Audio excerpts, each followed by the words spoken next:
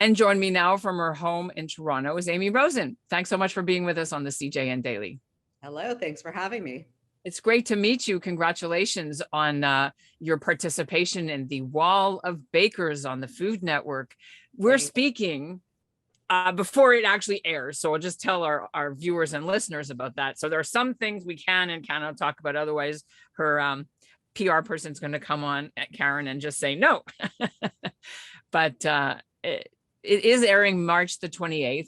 What about that time slot, though? It's so late, 10 o'clock in Toronto time. I'm not going to be up to stay on that. That's a bad slot. That's prime time. That's the best slot. You go to bed too early. I guess I do. We can PVR it, right? Can you talk a bit about how the time frame of it was filmed, a little bit about the process?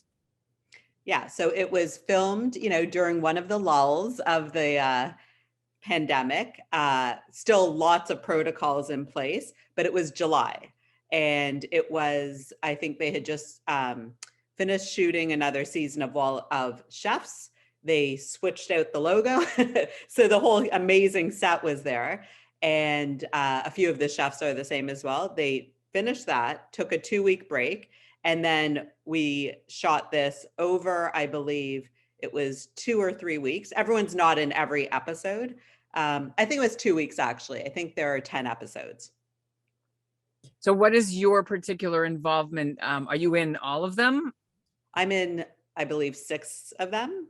And yeah, I'm a judge, just like the rest of them. So really, I was honored to be asked. And we all got along so well. It really was like being at camp, and so many talented chefs and bakers across the country, and also so sensitive. Like, I cannot tell you, like, sensitive in a beautiful way. I can't tell you how many tears there were, like, from contestants and judges as well, like, just in a joyous kind of way, to the point that I felt like a bit of an idiot. I'm like, what's everyone crying about? It's nice. It's nice. It was just like, really, I think if you compare the Wall of Chefs to Wall of Bakers, this is just like baking versus cooking. It's just so much from the heart, and you just really felt it coming out from everyone.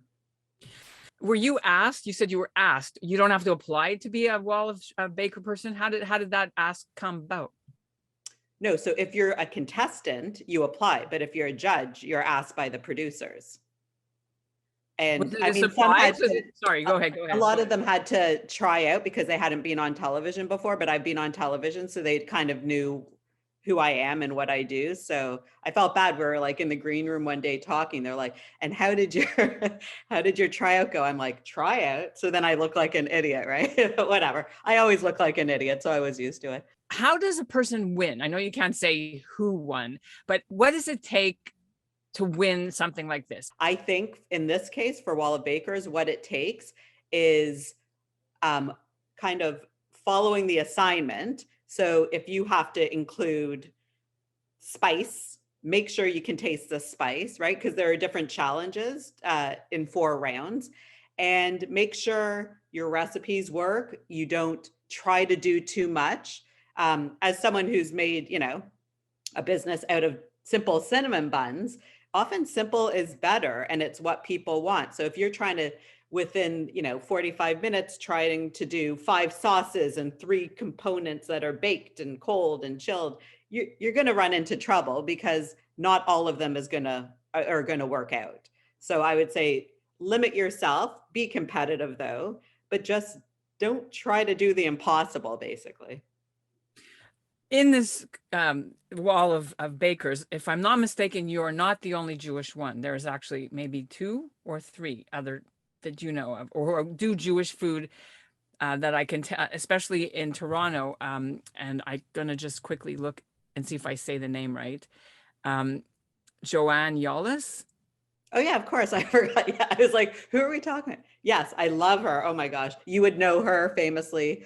She's an amazing baker and instructor now, but still best all-time dessert in Toronto from Scaramouche. She created that coconut cream pie. I want it right now. Right. And I'm not sure if there was another one. Did you meet any other? Joe Notkin Joe from Notkin. That's what I Montreal. thought, but you Yeah, never know. So yeah. there's 3 out of the 24. So how, if any, Jewish flavor or Jewish informing influence this show that you can say? I mean, the contestants came and made what they wanted. We can't tell them what to make or influence any of that. We're just judging what they made. And I don't think we can talk about the contestants yet, but Jewish influence, maybe from my end, it would be something might speak to me more if it's a flavor I grew up with. Something might surprise me because it's not something that I grew up with. So I'd be like, wow, this is delicious. But everyone else might know about that. Like if you live in Quebec, you know what pudding chômeur is. But the first time I had like the maple warm cake, that's signature dessert in Quebec, I was like, this is the greatest thing I've ever had in my life. And it still is. But it's every day for us. What are you talking about? Of course, it's great. It's just how you're informed and, how you I just feel. wondered if there was like a Passover episode, a Hamantashen episode, things like that we can know about. There wasn't a specific religious based. Actually, there was one. No, it's not religious based, more festival based. Yeah, I can't think of anything like that. Okay, so the answer is that we got to know, did they make cinnamon buns or did you have to ask them to make cinnamon buns? So because of the timing and how long it takes cinnamon buns to rise, there were no cinnamon buns. There may have been a challenge that involved the flavors of cinnamon buns, let's say. Now, in this, you mentioned that you were on TV, so that's kind of gave you an edge before. I assume, but I could be wrong, that you were talking about your recent stint on Dragon's Den. Well, I'm a regular expert on City Line. Right, of course. They often have me on actually for the Jewish holidays. I've made matzo ball soup, I've made brisket, I've made hamantashen. I meant like a reality show though, more than just your, the appearances. Was that's not why they took you then, because of Dragon's Den? Or you already knew that Dragon's Den hadn't aired before this. Dragon's Den just aired in December. And I think it would be more that I'm a expert in cooking and baking than I was humiliated on national TV on Dragon's Den. I think that would be more why they put me up there. Well, let's dive into that a little bit. You brought it up and I was going to ask you, of course, later, but we might as well talk about it now. Why use the word humiliated? Did you see the segment? Of course I saw it. Of course. 7 minutes in heaven or hell, as you put it.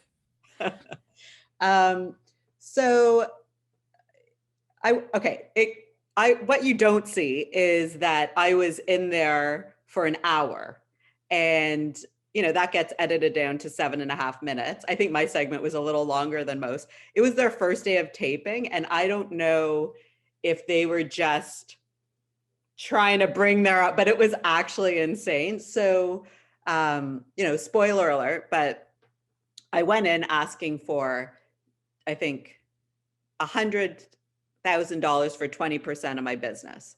And I came out with an offer and accepting, although it didn't go through, to sell my whole business. So in my mind, I'm like, what's the story the editors are going to tell? How you go from asking for this percentage to just giving away your company.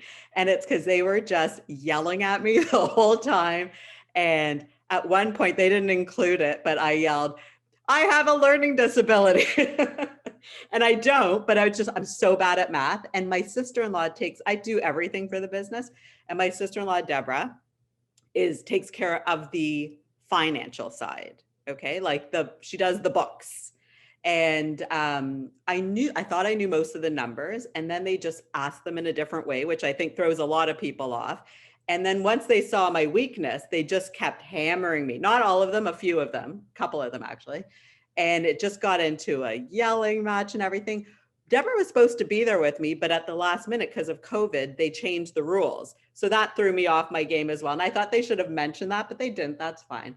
So in the end, you see some kind of humiliating stuff, but it could have been so much worse. So in the end, I was kind of happy with it. And basically, they all loved the products. I mean, you don't offer to buy a company unless you love the products.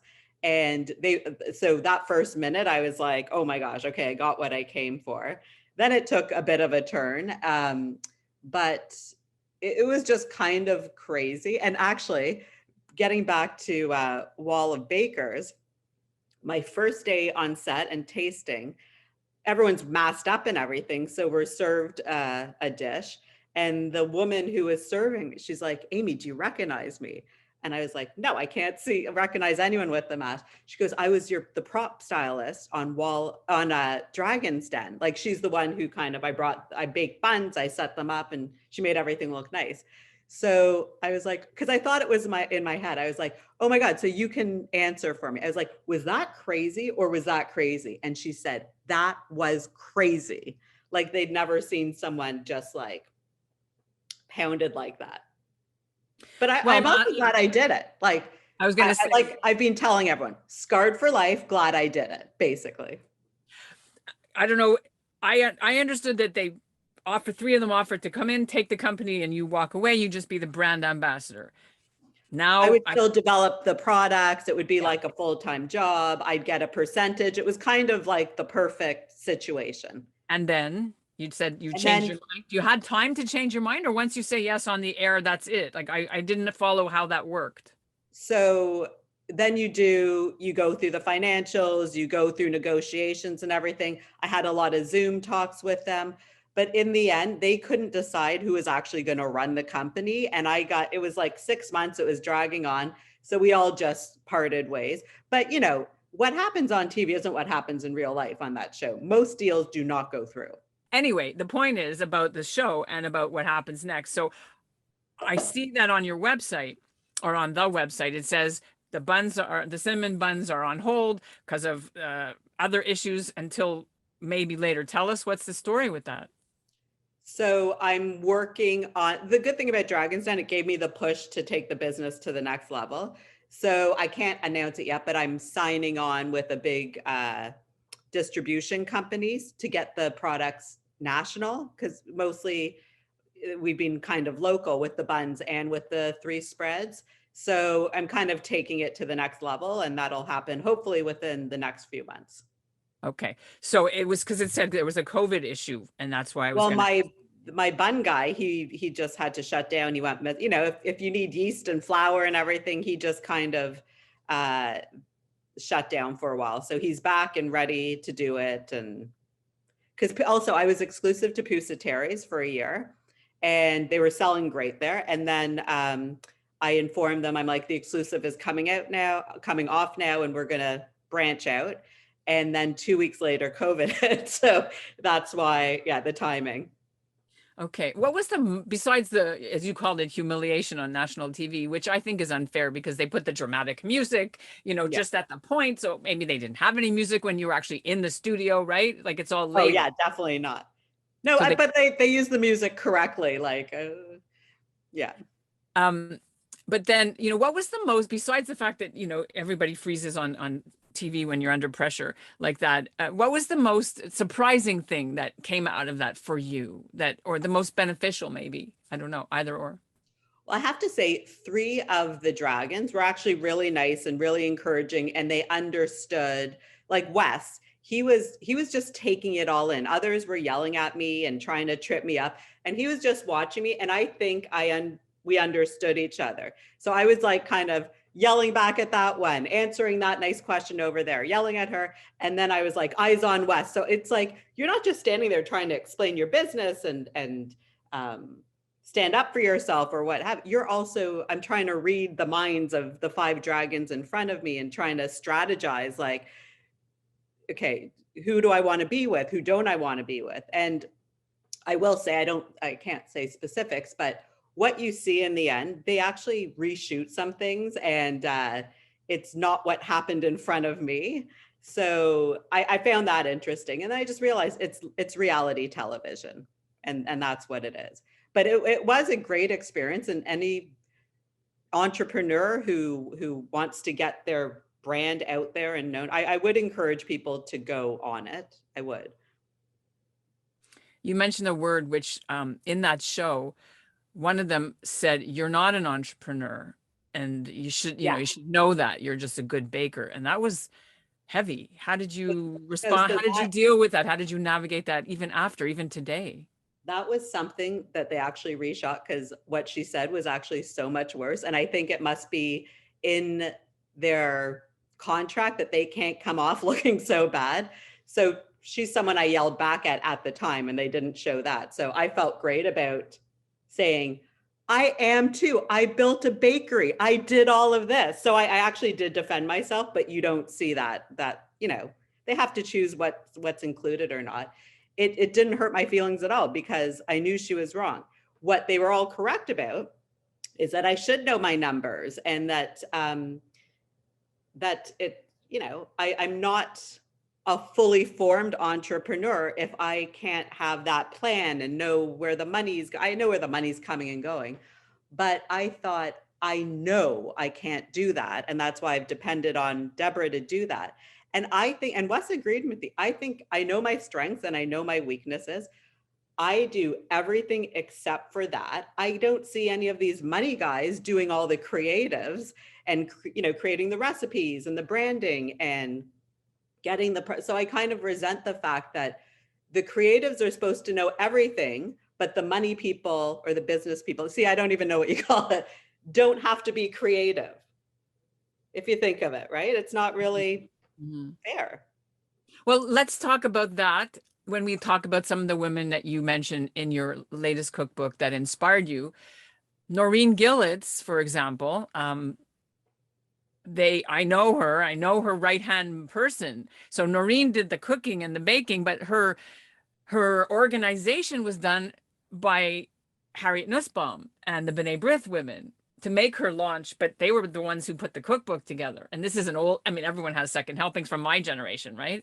Mine too. Yeah, everyone has it. It's not just baking, but talk about the women and the baker models that inspired you. I know you mentioned a few of them in your cookbook. Maybe our listeners will also know some of the main Canadian Jewish women baker models who you stand on their shoulders of. For kosher style, a lot of the recipes came from family and friends or just what I grew up eating. So my mom, my bubby, my bubby, stuff like that.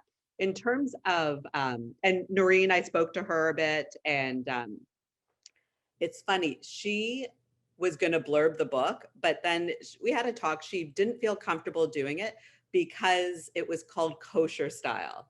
So she thought it's just not, she wanted me to change the name of the book. And I just said, I can't do that. And this is why, but she couldn't be associated with something that wasn't strictly kosher. Kosher style is actually strictly kosher, but I understand the issue with the name. It's a pun. It doesn't work for everyone, but obviously we all stand on her shoulders. Lucy Waverman has always been so great to me in my career. She recommended me to House and Home magazine. I became the food editor there, and a lot of stuff led from that. Then I went to Chatelaine, and then to have me writing for LCBO's Food and Drink magazine. She got me in there. So, and she just knows flavors. So just, she's not a kosher cook, but she's a great example of just a wonderful mentor, and just she knows flavors. She's a fantastic cook. And Bonnie Stern obviously is the other one that I would bring up. So when the PR thing, I don't know if you've seen the PR material for this new show, it says Canada's greatest pastry chefs. And then, you're part of that. How does that feel? Yeah. Is that intimidating a bit? Well, it was kind of funny because I was a little surprised to be asked, but then it made sense because there was another food writer there who has a cookbook. So I'm like, I'm several things, right? I'm a cookbook author. So yes, I'm a food writer. Okay, that makes sense. And I happen to have this cinnamon bun business. But when you compare me to, because some of my idols were there, right? Like Patrice Demers or Anna Olson or Christine Cushing or Lynn Crawford, Yeah. like I'm not one of them. And it was funny because the first couple days I was on set, especially some people from out of town who are also so talented, they were like whispering. And so one of them, a local person who knew who I was more, came up to me. She's like, so we think you're a spy. I was like, what do you mean? She's like, we think you're writing, an undercover feature about this. I'm like, okay, so insulting on several levels, but I get it, right? Like, so I'm not like good enough to be there as a judge. But then they got it. I knew what everyone was talking about. I could keep up with them, techniques and whatever. But it was funny because when the contestants would come, and one of the questions Noah, there's another Jew for you now, would ask, who on the wall are you, excited to see? And 9 out of 10 times it was Anna Olson, because they all idolize her, as do I. And then, there would be someone like Ricardo or someone with Christine or Lynn, right? So by day 5, when he would ask this, I turned to someone next to me. I'm like, I will give everyone here $10,000 if someone says I'm excited to see Amy Rosen. I do want to just ask one thing that may or may not, it may not work, but let's try it anyway. On the Great Canadian Baking Show, Steve Levitt brought with him his late grandmother's pastry cutting tool, as he also has a tattoo of it on his journey. And I wondered if you have a favorite piece of equipment from your family that you still love to use or is in use, and if so, why? Or a tattoo, I don't know, or something like that. No tattoos. My wooden spoon, for sure. I think it was definitely my mom's, maybe even my Bubby Fran's. And the wooden spoon is the thing I use every day and the most. And I also have my mom's, because she got a new one, but I have her Cuisinart from the 80s. And still it's works? super cracked. I have like duct tape around it. I'm like, I need a new base. And apparently you can order them, but that's coming soon because I can't make soup in it anymore because it just pours out the side. Why do you keep it? Why do you love it? I was actually sent another amazing like KitchenAid for free years ago. And it was so complicated. I actually just gave it to my best friend in Vancouver. This just works the best. Like I've used the same blade since the 80s. They just don't make them like they used to, basically. Also, my mother's, I have her old Sunbeam for frying pan for latkes, which only comes out for latkes. Oh yeah, that my mom has that too, and it's only for latkes. Growing up, it also used to be for our most tragic night of the month. We'd walk home from school, we'd smell something frying, and we're like, it's not Hanukkah, what could it be? And then she'd like stand at the doorway with the wooden spoon and say, LL. That meant liver lovers night. So she would like bread and fry the liver so we would eat it, and we'd scream and cry, well, no, not liver night.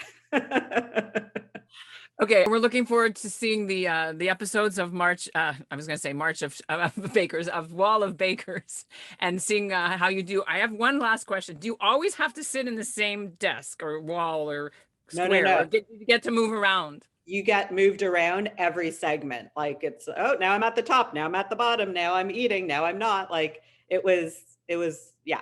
So everyone has kind of equal tasting abilities and on camera time and all of that. They make it, it's very dynamic. It's like your eyes don't even know where to go. There's so much going on. And it was really exciting to watch everyone bake. I have to say, we were not bored for 1 second. The days were long, but also very exciting. You get to keep your uniform with your name on it, your chef's tunic that they give you? No, got to keep the water bottle though. Water bottle? Boring. It's a nice water bottle. So you don't get your lint, your little thing? I don't know. Maybe if they renew the show, they don't want us, they were going to have us back and they don't want us to ruin the, also, where are you going to wear that? It's like, I'm just out in my chef's jacket. Very cool. All right. It's really great to have met you, and good luck. I'm sure our listeners and viewers will be watching, and we'll speak to you again at the end to see, how it was. Thanks very much for having me. It's been really great to meet you.